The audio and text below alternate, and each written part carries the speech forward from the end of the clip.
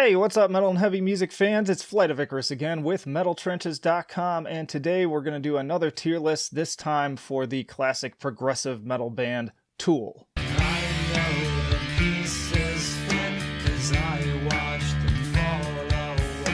And hey, if you like metal tier lists in general and also like to be kept up to date with the best and brightest metal bands and albums from the underground and above, then stick with me by hitting that subscribe button down below. Plenty more videos for you to explore on the channel. But hey, let's get right into it, and we're going to start from the very beginning with Opiate. You know, it's kind of an EP, so it's easy to sort of discount these things. But I'm telling you, if you are still somebody who has not listened to this yet, you're missing out. This is a fantastic album. These are all songs that are totally worthy of being on Undertow, and you just gotta love it. You gotta love it. There are a lot of faster songs too, kind of more rock oriented. They hadn't quite moved into the full prog vibe yet, but just love this bass intro on Sweat. And that kind of chuggy, a little bit mathy riff there, like even then kind of alluding to some prog leanings, but the structure of the song is just much more rock and roll, kind of grungy, ugly production, but listen to that clunky bass. I'm trying not to get in trouble here. This stuff will get you claimed for sure.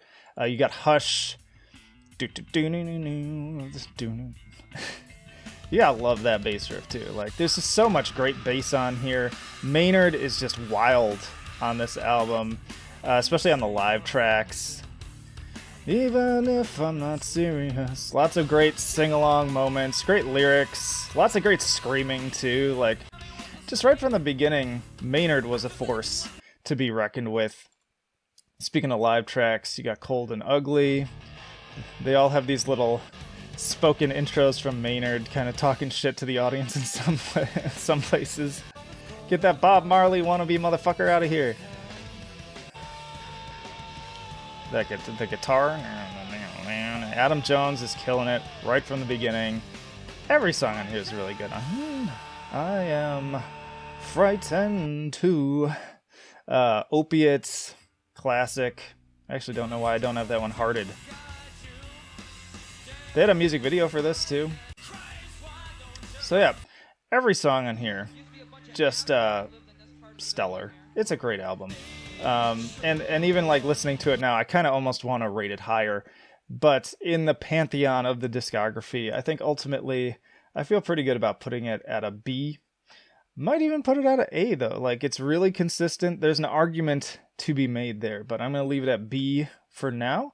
And we're going to move right on forward to Undertow, which I mentioned and kind of flubbed a second ago. Here we go. Undertow, great album.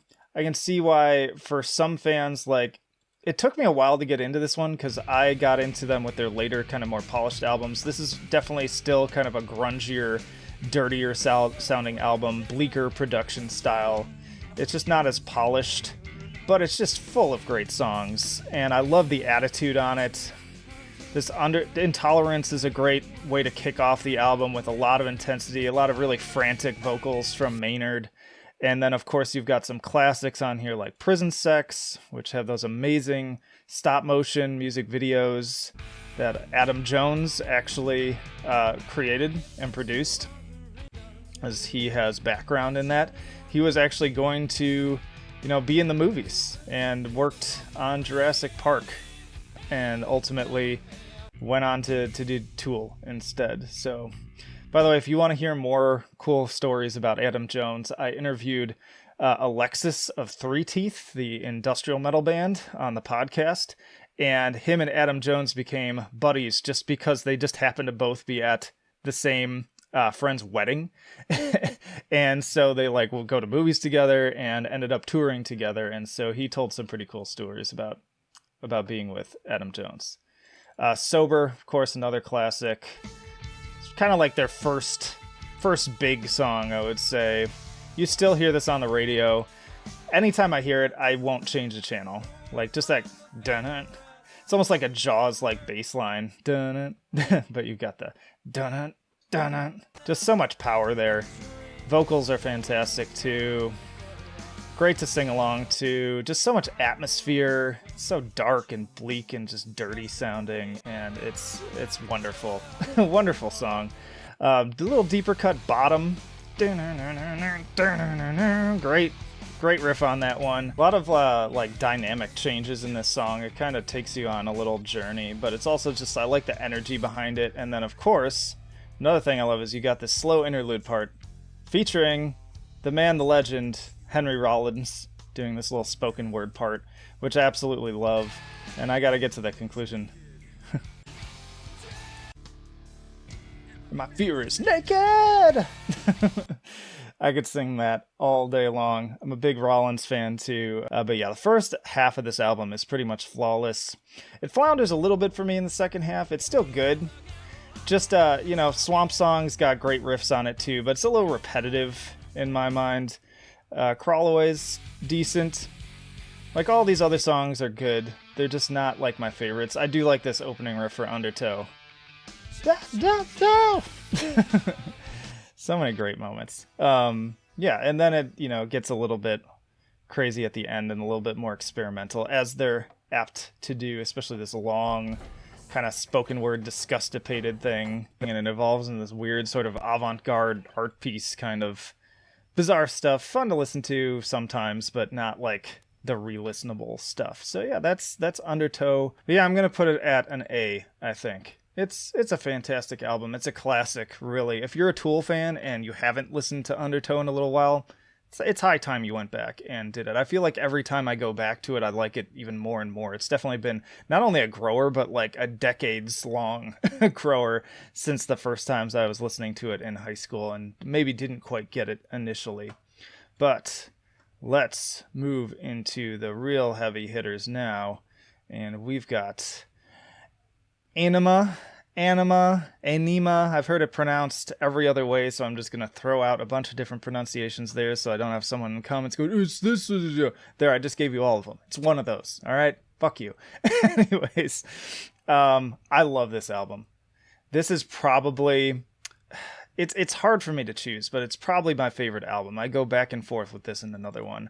But Stinkfist, another amazing song. It's got that cool little... like almost like a ball bouncing back and forth kind of sounding intro. I love the guitar effects.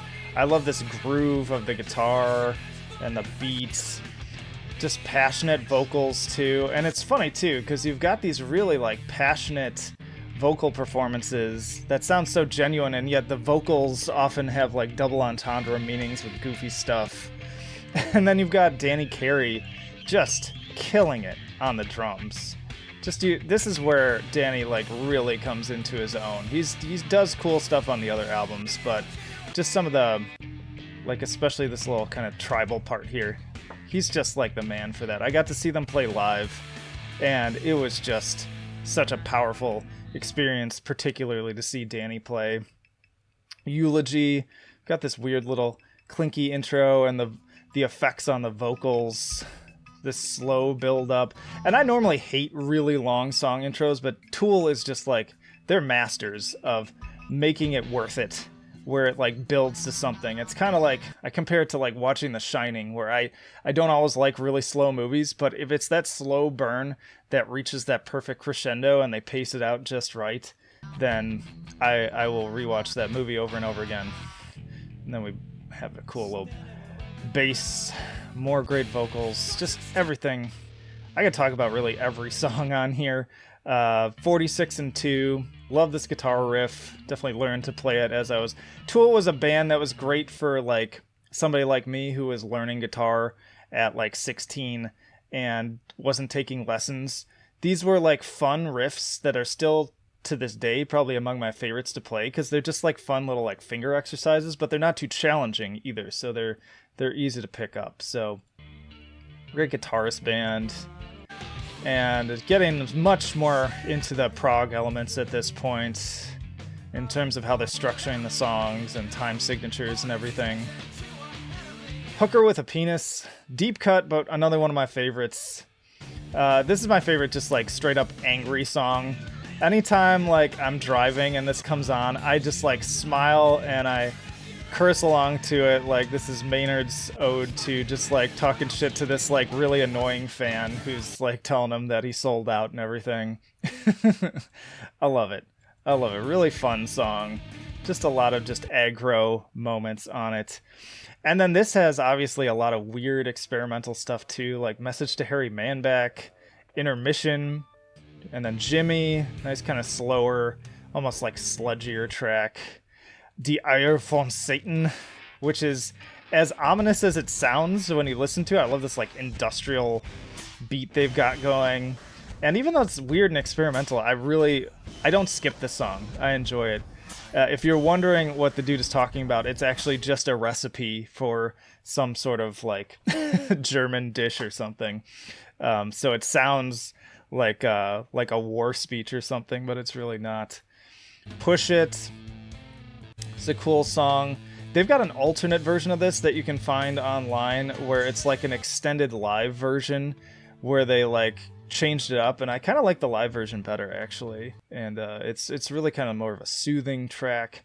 And then of course the title track, excellent story of California being sucked into the ocean because he just hates the whole Hollywood vibe and celebrity of it. Another great song to so many great movements, like great sing-along, yes, but also these powerful, I love that guitar part. I wish I could play more of it without getting in trouble, but I love this song. One of my probably top 10 Tool songs that belongs in there. And then yet again, kind of like Undertow, after that we get into this weirder, even more experimental kind of nonsense stuff that I usually skip when I re-listen. But if you're, having the fun to start to finish, it does something. I remember too, like, is it on this track or no? It's on Lateralis is the one I'm thinking of, I think, where there's the like conspiracy theory thing. Third Eye's a cool track, but it's more of like almost like a jam track, I feel like. In any case, all that to say, S tier album. That should come as no surprise after all of that praise. I actually got really mad at one point, and I'm usually not the guy who like gets mad when other people have differing opinions. I really welcome them. But I was listening to a podcast where they were just trashing on Tool in general, and I get it. Tool fans are fucking annoying. They're obnoxious. Like a lot of them, not all of them. Obviously, I'm a Tool fan. Maybe I'm obnoxious sometimes. I don't know. But it's like, they can be really pretentious and annoying. I made a video myself making fun of them when I was reading through their responses to like defending the cover of the latest album. I get that. But they were just being so, like, I felt unfairly mean to the music itself, and it was just irritating. So anyways, that little rant aside, let's keep on going here. I'm definitely not above criticizing Tool, and we will most certainly get to that, but not yet, because now it's time to talk about, did I just roll right over it? Lateralis. Another amazing album. Another top tier album for Tool. Knocked it out of the park with this one. This is where I actually got into Tool. Like many kids, I caught that Schism music video and was hypnotized by this bass part that launched 1,000 bass players and guitar players to their basements to learn how to do it. Learned how to play this whole song. Really fun. Even if it's repetitious, it's fun to play that riff. Lots of cool, like, little hammer-on pull-off. Again, it's like little finger exercises that are just, like, fun to play, even though they're not particularly difficult. And then another amazing music video that was just so haunting. So many different cool little movements. I like the effect on this guitar. I remember taking out my effects pedal and trying to mimic that particular effect. And yeah, Schism, I could probably do an entire episode just talking about Schism at this point. But you've got so many other bangers on here. You got The Grudge, which has this really cool... this is what they were making fun of on the podcast, too, because a lot of this album is based around the... dang it, what's that called? That whole, like, spiral mathematical thing. Maybe it'll come to me later. And they were just talking about how pretentious it is. And Maynard was on like Joe Rogan not that long ago, and even he kind of joked about how it was kind of pretentious or whatever, but it's still cool musically. Like they did some interesting stuff with the it's the something sequence. It'll come to me, or drop down in the comments because I'm being a freaking idiot and I can't remember. But if you like listen to some of the patterns of the guitars and the drums, they like follow this sequenced meter, which is kind of interesting. Relativity, calculate what we will. The syncopation of that, the guitar and the vocals and everything, it's all, if you count it out, it follows this pattern. But all right, now I'm being one of those obnoxious Tool fans. You got me. Anyways, let's move on to The Patient. Another one of my favorites. Love the slow build. Very, again, kind of calming, soothing mood music. And then we get to... There's always that moment where like the feedback kicks in. Then we got Parabola. Another amazing song. I love this riff. This is not only like top 10 Tool songs. This is like top 5 Tool songs. Another one I learned how to play. Another very cool, weird music video.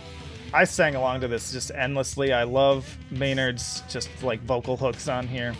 It's a whole experience. Awesome stuff. Another song. I love the solo on here too. Like Adam Jones is, again, like even his solos are not difficult to learn, but they just sound so rad with the effects he puts on them, and they have this energy behind them. So I know people will like knock Tool for like, oh, they're not that technical, they're not like the most proggy band. Look, we know.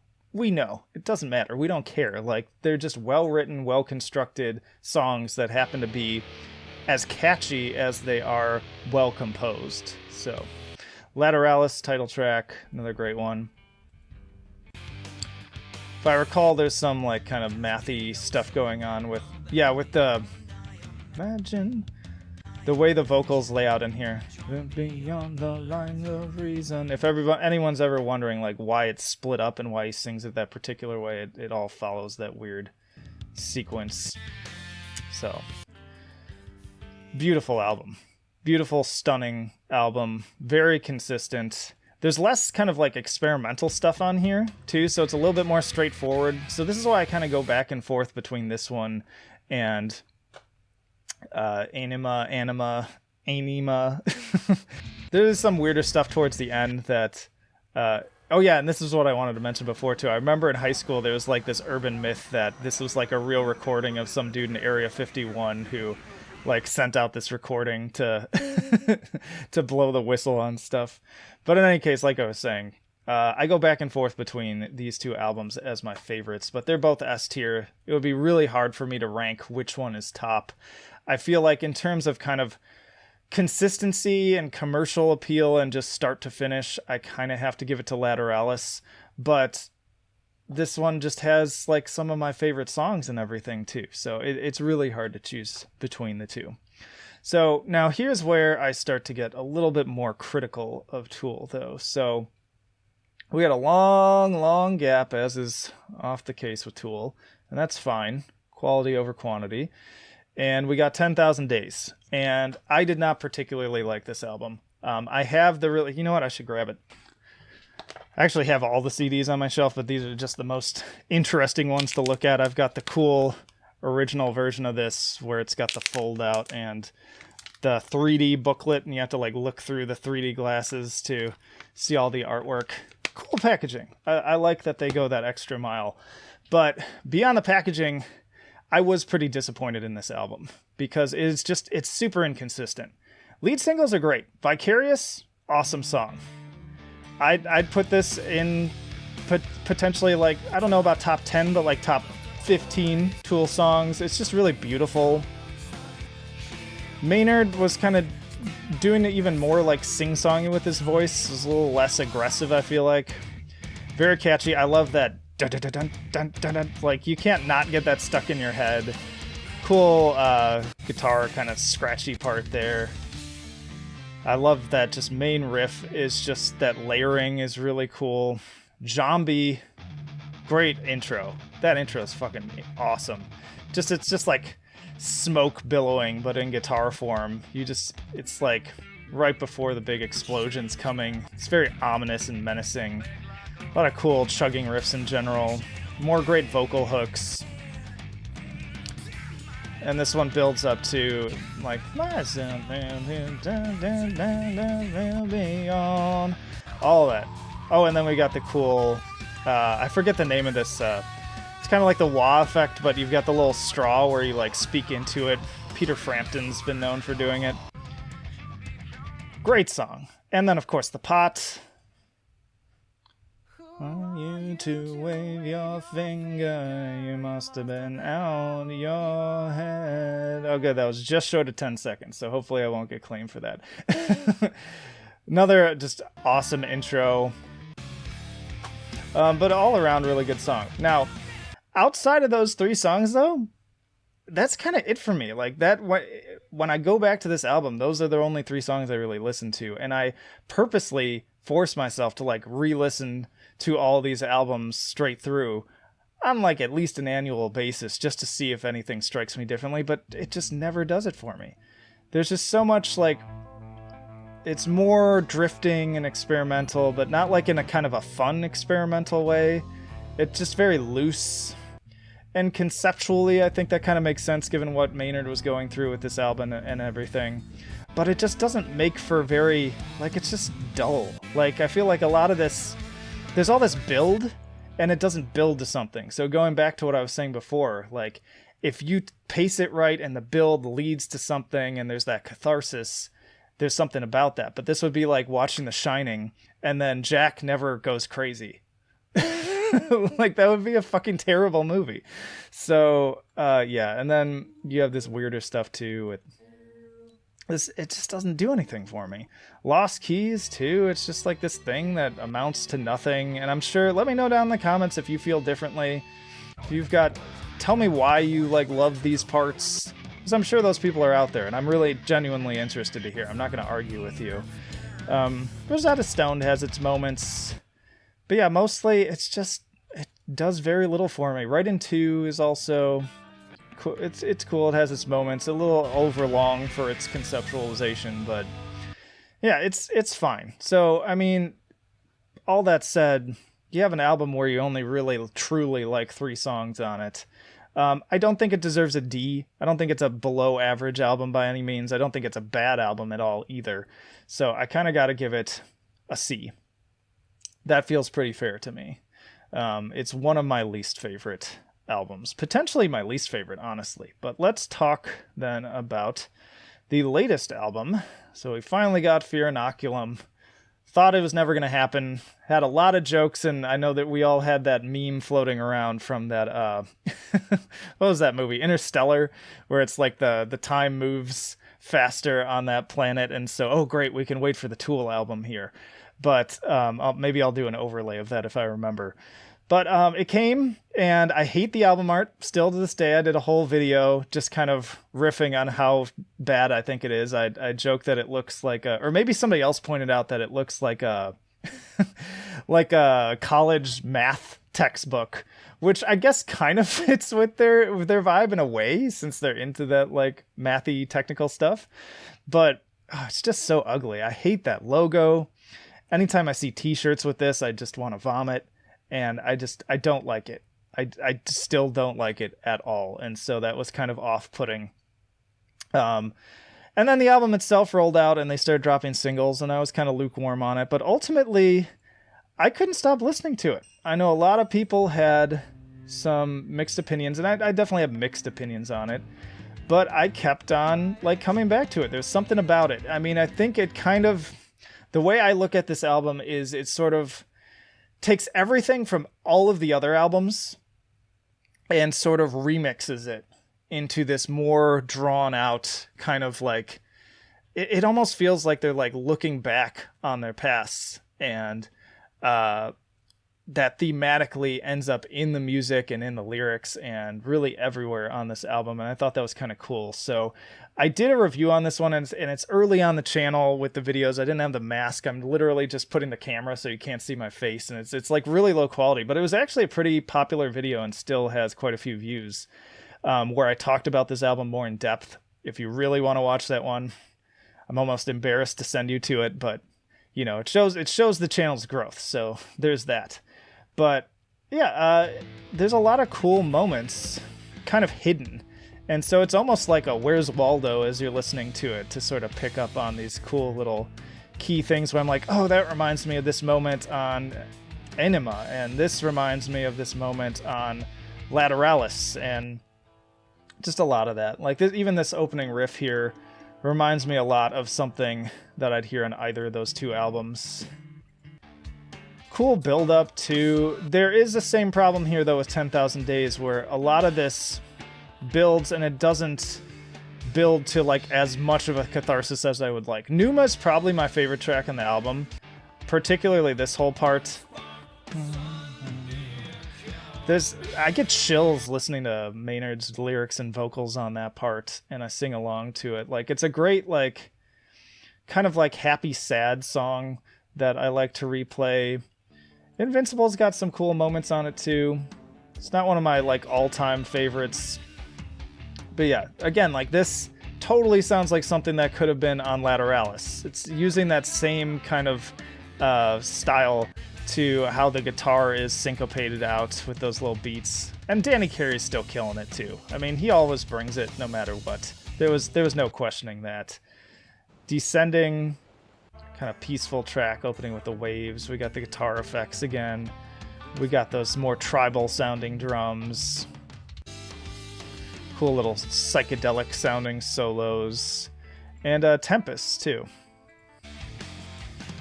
Tempest probably the heaviest track, I would argue, on the album, and it does feel like kind of a culmination of everything. I wish they would have dropped this dang chocolate chip trip thing. I feel like it really just feels out of place, and it's just sort of irritating.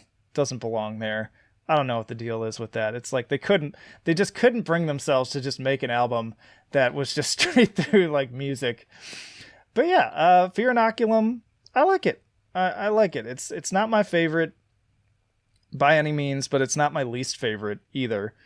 And yeah, the longer songs are pretty intense, and it's a bit of an undertaking at an hour and 20 minutes long, but I quite enjoy it. But not as much as these other ones. So ultimately, I put this one at a C too, but it's above 10,000 Days.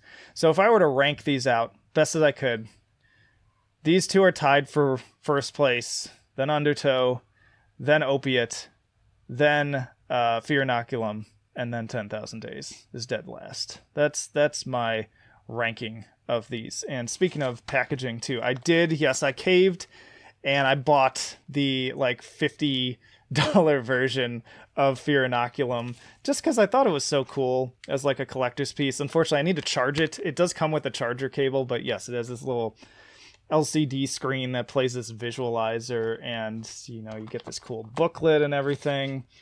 I'm kicking myself a little bit now because they put out another version that I almost like. Every time I see it, the collector in me wants to buy it just to be a completionist, but it's just like a book style version. I like those cases a lot too. I have a few of those.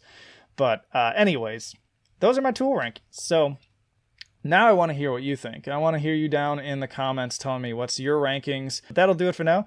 Flight of Icarus signing off. I will see you in the trenches.